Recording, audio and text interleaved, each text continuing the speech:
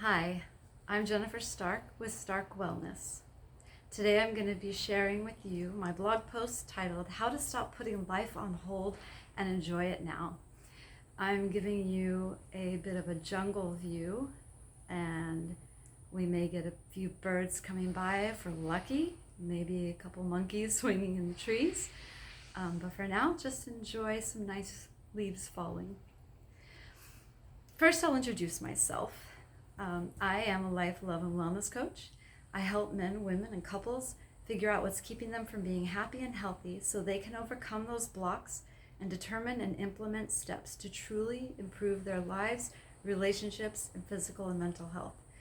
I'm a certified professional life coach and holistic health coach with a background in professional counseling.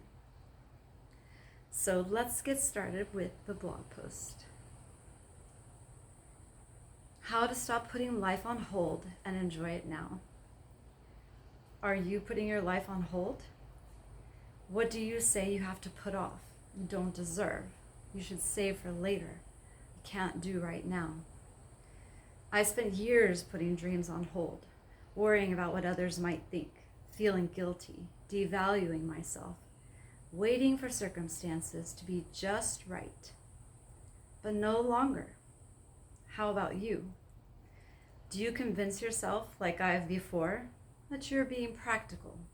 You're saving for something bigger. You must have a perfect plan, or that the time will come, you just have to wait.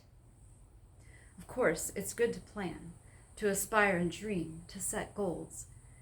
We need to prioritize and make some sacrifices. We know that the best rewards come from diligent and sometimes long efforts. But depriving yourself can be damaging. You can hold on to your plans too tightly and sacrifice too much. You put desires off until they aren't available anymore. If you constantly believe one thing will make life perfect, something will always get in the way, and something will always come up next. We have to figure out how to enjoy our lives now.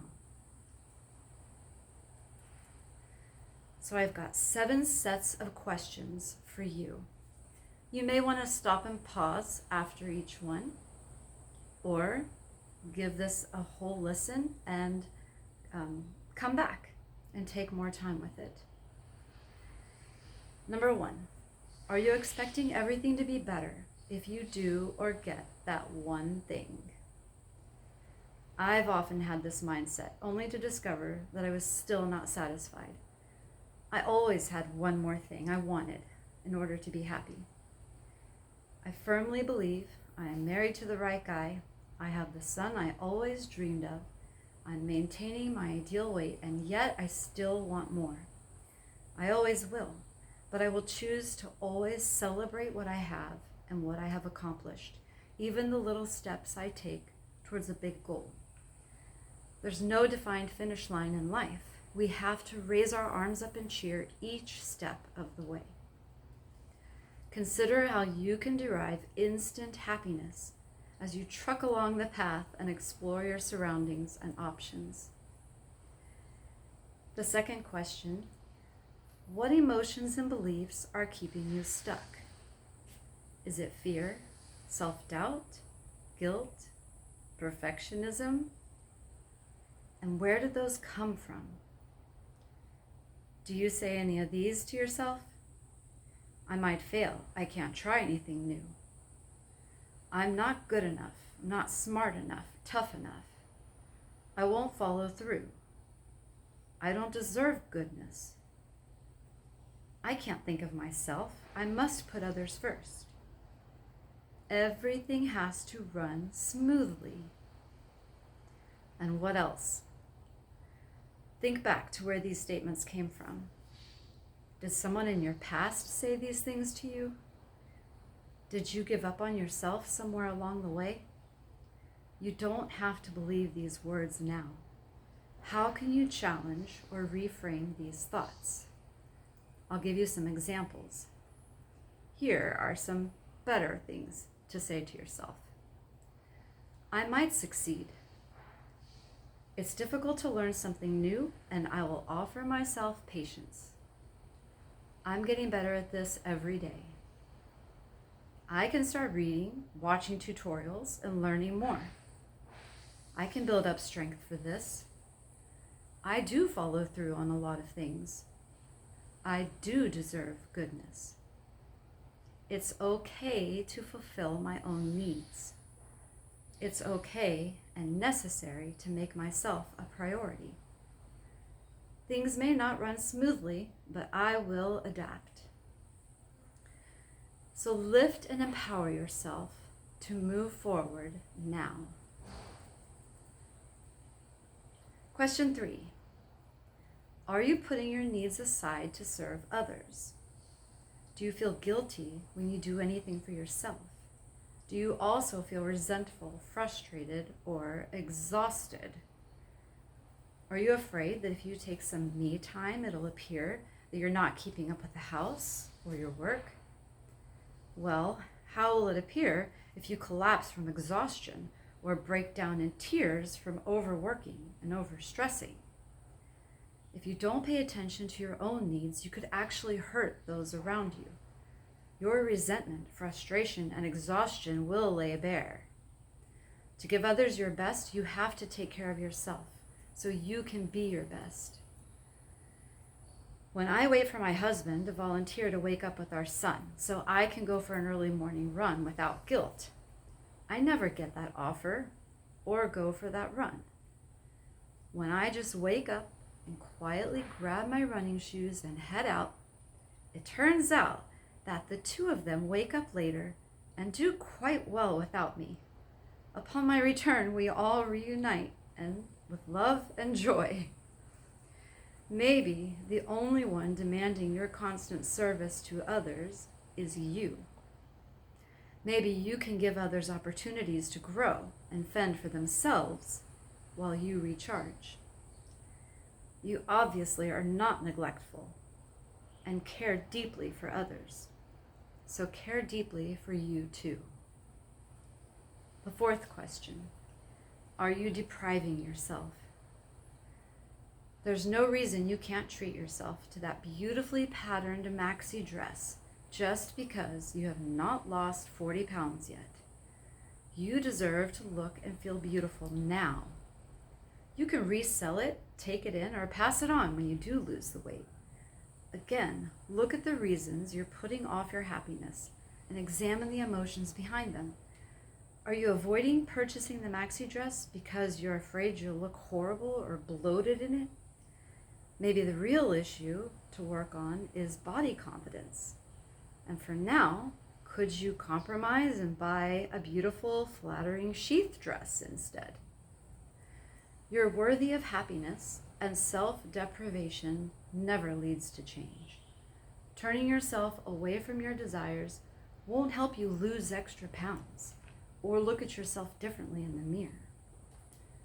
Treating yourself like the respectable human being that you are, worthy of love and good treatment, is the way to reach your goals.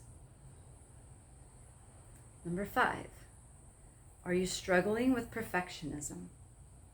I love planning, mapping, creating a detailed schedule, and I used to get extremely frustrated when things didn't go according to my grand plan, or if something became more difficult than I imagined.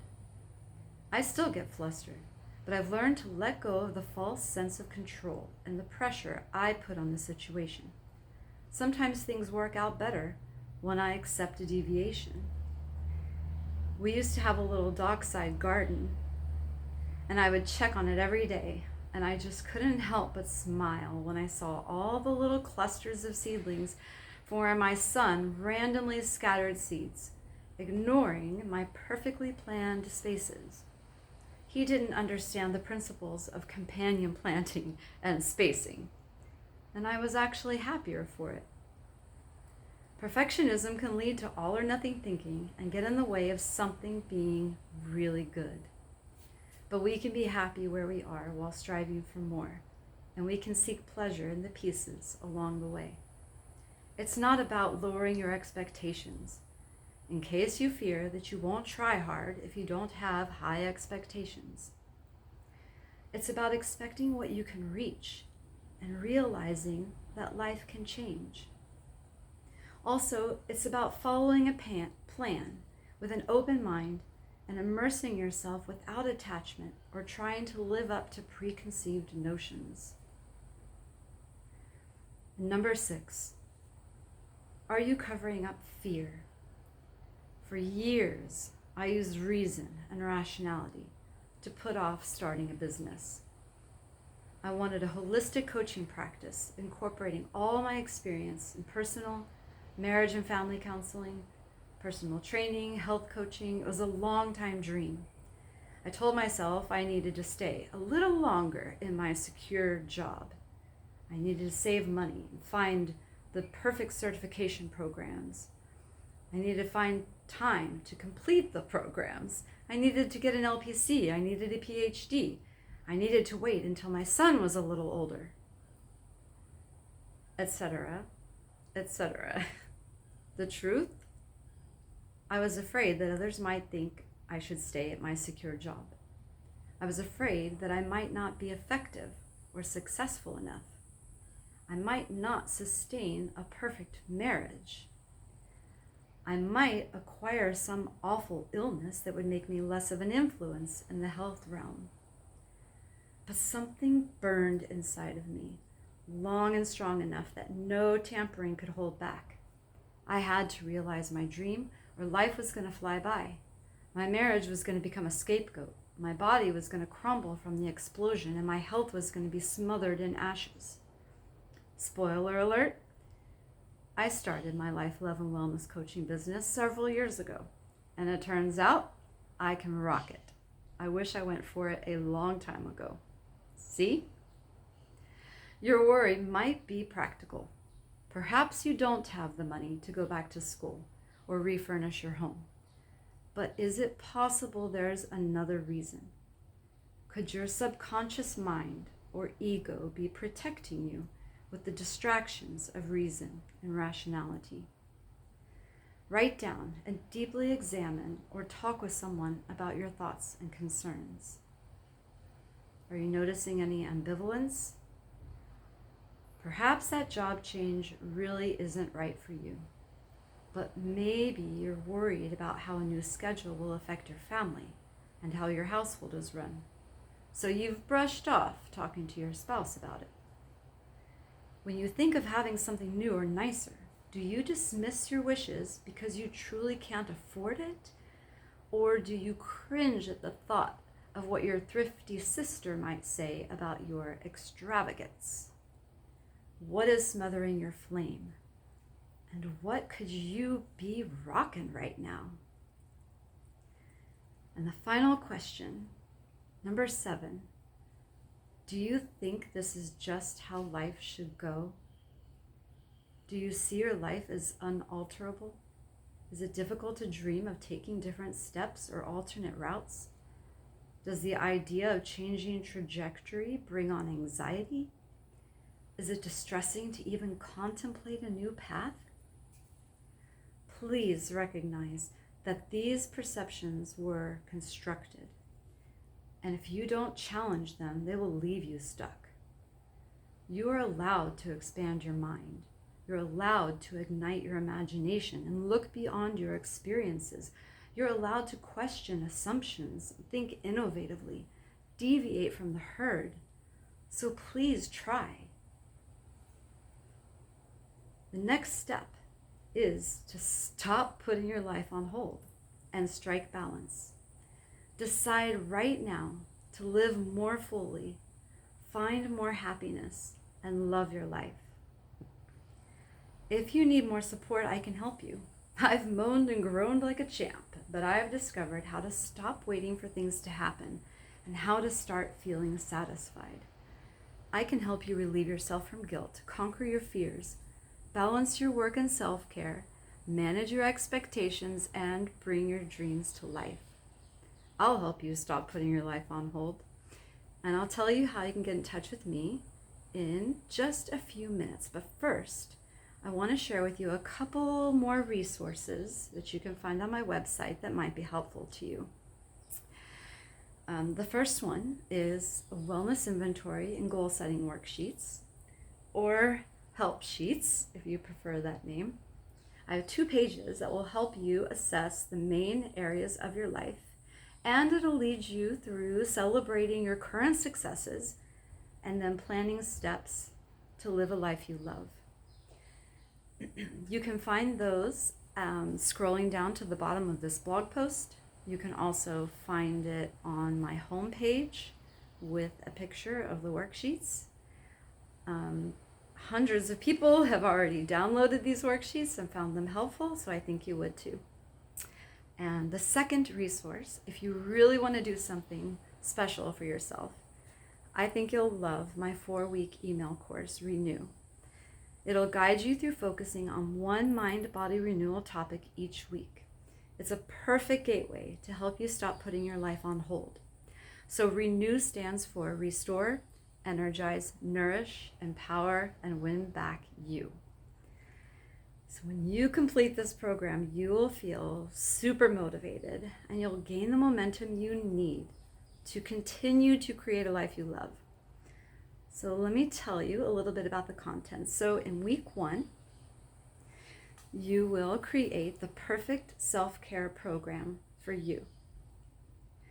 You'll get ideas for simple ways to get started, ditch the guilt, and find a routine you actually enjoy that works best for you in the time you have.